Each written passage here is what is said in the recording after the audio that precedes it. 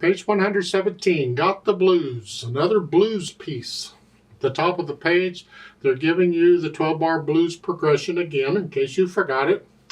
You don't really need to memorize it unless you want to compose blues, but it's nice to know how it's built, structure of the piece or whatever, and we're just following this blues progression. See, we're in the key of C major, no sharps or flats. I mean, you have accidentals, but I'm talking key signature, no sharps or flats. And so you get these. You got 12 bars or measures. A bar is a measure, remember, same difference. So it's 12 measures, and it's following the progression there at the top of the page. And you can tell that pretty much by, I mean, it's hard to tell in the first measure when you got all accidental like that.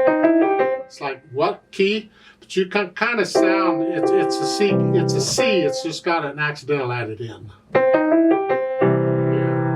Of course, they give you the Roman numeral underneath the staff, which is where it goes for the chord number.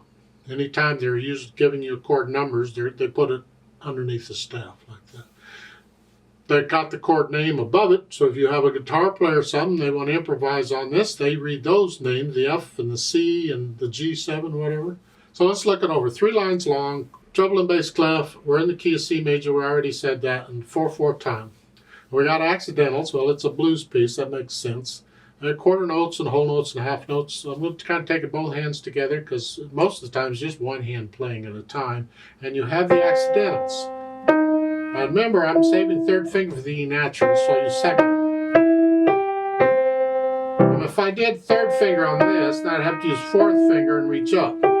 It's doable. It's just easier to use second finger on it.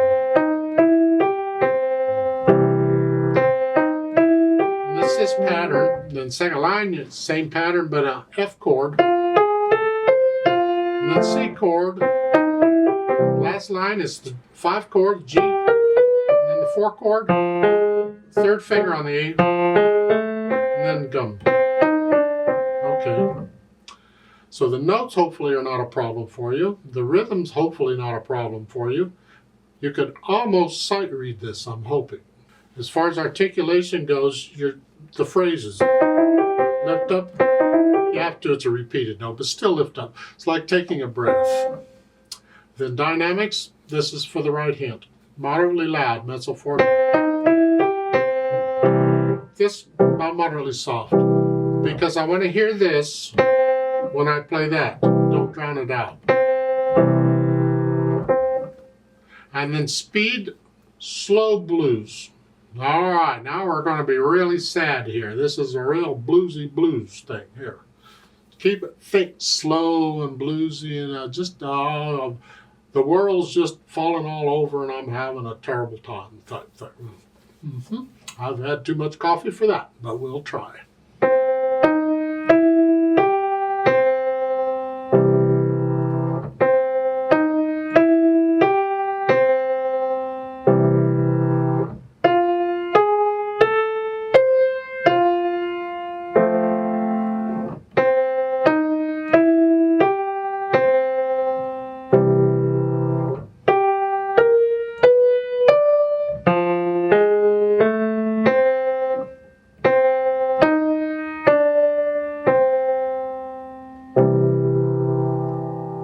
Retardando at the end, and I suggest you go ahead and diminuendo there too. Just get soft. Come down. As you slow down, you get softer. Let's play it together slowly and make sure we got the right notes. So I don't think the rhythm's a problem, but the notes. I'll give us 4 counts. 1, 2, ready, go. 1, 2, 3. 1, 2, 3.